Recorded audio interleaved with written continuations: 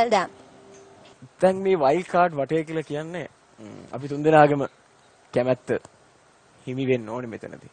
අපි අනිත් තරඟ වලට වටවලටත් වඩා මෙතනදී බලනවා ඔයගොල්ලන්ගේ දක්ෂතාවයන් ඉතා තියුණු විදියට බලනවා. ඔයාට තියෙන හොඳ powerful voice එකක්. අනාගතයේ ජය ගන්න පුළුවන් වෙන්න කියලා ප්‍රාර්ථනා කරනවා. ජය වේවා. මනීෂා, ඔයාගේ කටහඬේ ජවයක් තියෙනවා. මට පැහැදිලිව පේනවා ඔයා අනිවාර්යෙන්ම 12ට යන්න ඕන කෙනෙක්. ඔයාට ලොකු දෙයක් කරන්න බලන් ඔයාගේ මාර වේට් එකක් තියෙන වොයිස් එකේ. මම දන්නේ නැහැ හැරුන්නේ නැත්තේ ඇයි කියලා. මගේ නම් ඔපිනියන් එක ඔයා යන්නම ඕනේ. ඒකයි මං හැරුනේ. දන්නේ නැහැ.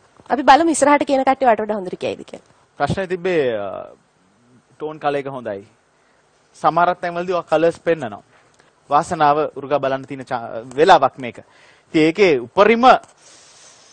උපරිමය පෙන්වන්න ඕනේ. එතෙන්දී සමහරක් විට අකුරු 100ක් තියෙනවා නම් අකුරු 75ක් 80ක් 90ක් හොඳටම කියලා අකුරු 10ක් වරද්දන්න බෑ. ඔයාගේ කටහඬ පුදුම කටහඬක්. ඔව් මේ දැන් මේ තරංකරුවන් මට මේ දැන් මේ තරගේ ඉන්න තරංකරුවන් තේරලා ඉන්න අයත් එක්කත් ගත්තාම මෙයාගේ වොකල් ටෝන් එක හරිම ලස්සනයි. ලොකු ඩෙප්ත් එකක් තියෙන, හොඳ ක්‍රිස්පිනස් එකක් තියෙන, හස්කි ගතියක් තියෙන වොයිස් එකක් මෙයාට තියෙනවා. හැබැයි කමන්නේ ලංකාව කියන්නේ චූටි රටක්. ලෝකේ කියන්නේ ඊටත් වඩා චූටි තැනක්. මේ පුංචි රටේ මේ පුංචි ලෝකේ කවදා හරි තැනක කොහෙද හරි අපි ආයෙ හම්බෙයි. ජය වේවා. Thank you.